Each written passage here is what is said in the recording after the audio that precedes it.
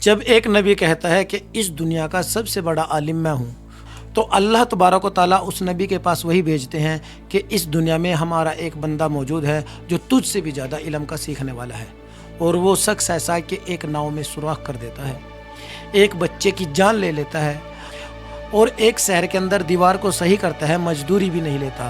اس شہر والے لوگ ایسے ہوتے ہیں کہ نہ وہ ان کو پسند کرتے ہیں اور نہ ان کی مہمان نوازی کو قبول کرتے ہیں۔ اور ان سب واقعات کے پیچھے کیا حکمت ہے، آئیے اس ویڈیو میں پورا جانتے ہیں۔ ایک دن حضرت موسیٰ علیہ السلام بنی اسرائیل کو نصیحت کر رہے تھے۔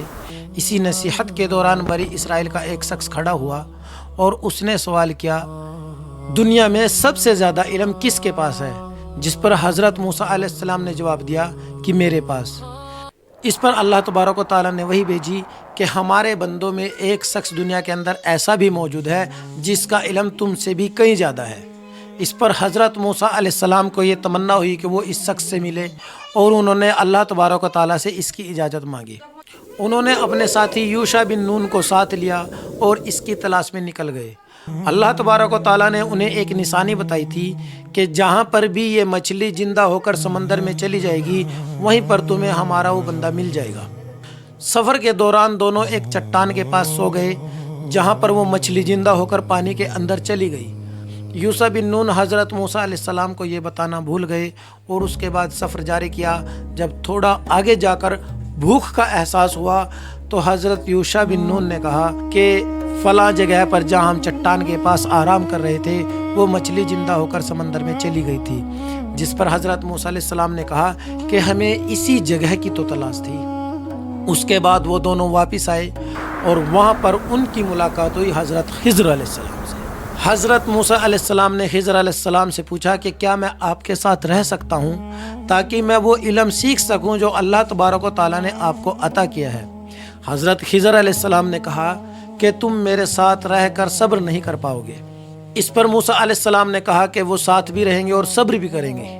اس کے بعد دونوں ایک ناؤ میں سوار ہوئے۔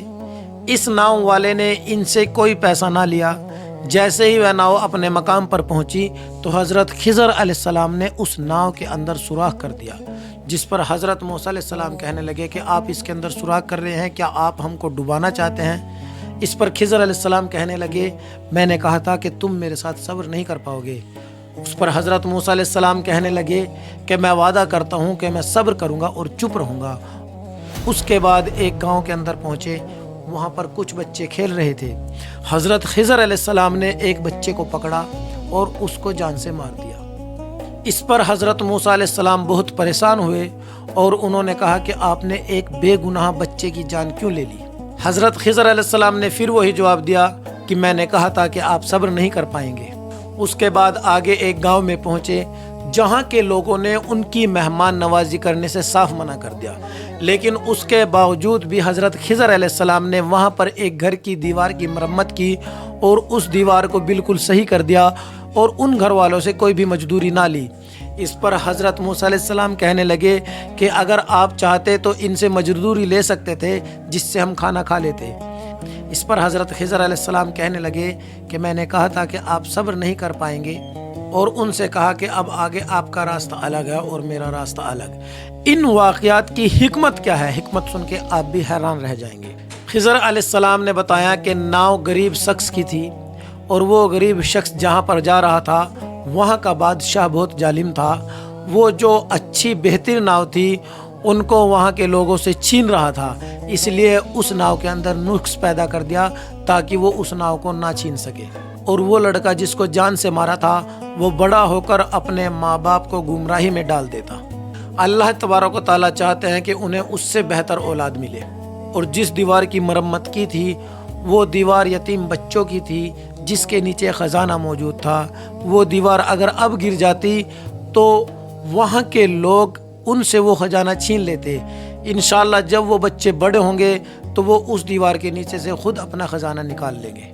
اس واقعے سے ہمیں پتہ چلتا ہے کہ بہت مرتبہ ہم کچھ چیزوں کو بری سمجھتے ہیں لیکن اللہ تبارک و تعالیٰ کی طرف سے وہ بہتر ہوتی ہیں، کیونکہ اللہ تبارک و تعالیٰ سب جانتا ہے لیکن انسان ہر چیز کا علم نہیں رکھتا۔